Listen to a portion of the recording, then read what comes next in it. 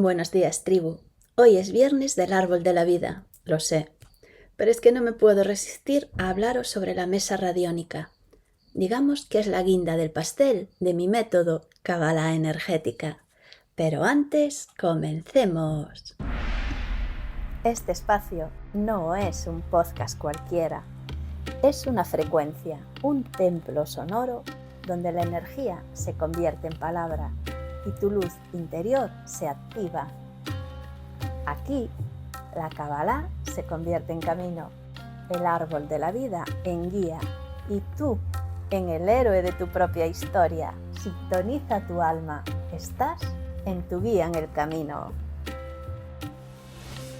La mejor forma creo que es el ejemplo de una persona muy valiente y no sé si puedo decir también valerosa sin caer en la redundancia. Nos conocimos en un taller que impartí del árbol de la vida, en un momento vital y de salud muy bajito para ella. Me habían hablado antes de su situación, pero había algo en su presencia que indicaba una energía muy luminosa y fuerte. Fue la primera de ese taller en pedir su árbol de la vida, pero por circunstancias fue la segunda, cosa que a día de hoy me sigue recordando. He aquí mi reconocimiento. Ese árbol de la vida personal fue intenso, pero sobre todo hablaba de un alma que nada tenía que ver con el concepto de oruga que tenía esa persona de ella misma. Era una gran profesional, una mujer inteligente, una buena madre, con complejo de mala madre, por cuidar a sus padres mientras ejercía y al mismo tiempo gestionar una gran empresa. Y aún así, seguía hablando desde una niña interior en una cárcel, donde la habían metido sin culpa y sin pena, llena de condicionamientos, de miedos, de estereotipos. Era necesario enseñarle en un espejo su propio reflejo, realmente bello y luminoso. En esa lectura del árbol de la vida, en la que hubo momentos que si no fuese por mi poder de convicción, saldría corriendo. Me tocó explicarle, llevarle la contraria, mostrarle, y para mi sorpresa, un día recibí un audio que realmente me hizo llorar. Era ella, empoderada, diciéndome las gestiones que hacía en su empresa, incluso con otros países. La única diferencia era que creía en ella misma y que ya no necesitaba el reconocimiento de los otros. Me sentí tan orgullosa de ella. Amigui, las vidas fáciles no son para almas valientes, o por lo menos lo que conocemos como fáciles.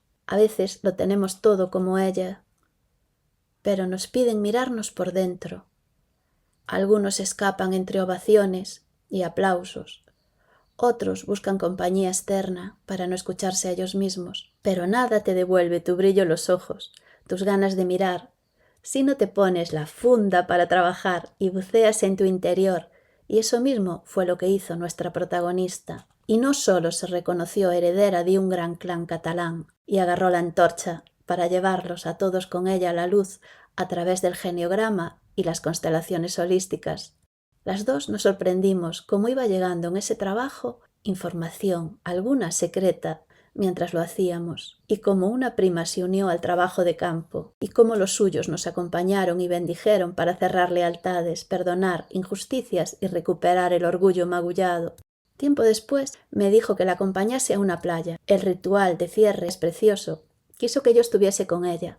Sin dudarlo, acepté. Juntas, las medias discusiones y las risas están aseguradas. En el ritual me di cuenta que algunos perdones cuestan más que otros y que algunas heridas necesitan más atención que otras.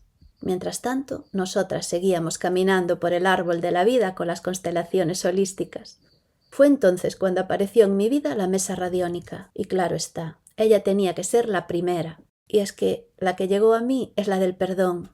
Y ya sabes, amigui, que yo no creo las casualidades, son grandes causalidades. Con esta mesa transmutamos ese perdón. Yo aún no entendía cómo un geniograma y la constelación holística no había cumplido esa misión, pero la mesa fue clara. Se necesitaba limpiar, transmutar y armonizar, porque no era algo generado en este ahora. Venía de ellos, de otras vidas, de otras heridas, y fue entonces cuando comprendí algo. Comprendí que mi método Cábala energética ya estaba completo, que todo lo que había aprendido, estudiado, integrado y sanado en mí tenía un propósito. El pastel estaba terminado y la mesa radiónica era la guinda. La receta ya estaba preparada para todas las personas que llegaran después. Y ahora la pregunta es para ti. Si la tarta está lista, ¿no te apetece probar un trocito? Y justo mientras escribía estas líneas, recibí un mensaje suyo. Está en plena sadana de la mesa radiónica. Me había consultado una cuestión y después de responderle le escribí: «Es la reta final, vamos con todo», y una mariposa. Y ella, desde lo más alto de su árbol de la vida, me respondió: «Sí, pero cada vez más sabia». Sonreí, porque en esa frase estaba resumido todo el camino. Ya no hablaba de la mujer que dudaba de sí misma.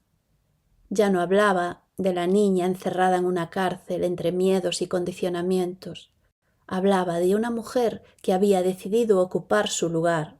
Una mujer que había aprendido que sanar no consiste en convertirse en otra persona, sino en recordar quién eres realmente. Y quizás esa sea la mayor magia de todo este proceso. No que cambies, sino que por fin te reconoces. Y cuando eso sucede, la vida sigue trayendo retos, pero ya no los atraviesa la misma persona. Los atraviesa alguien que cada día es un poco más libre y ahora con alas para volar. Te envío un abrazo de luz, brilla bonito y camina valiente.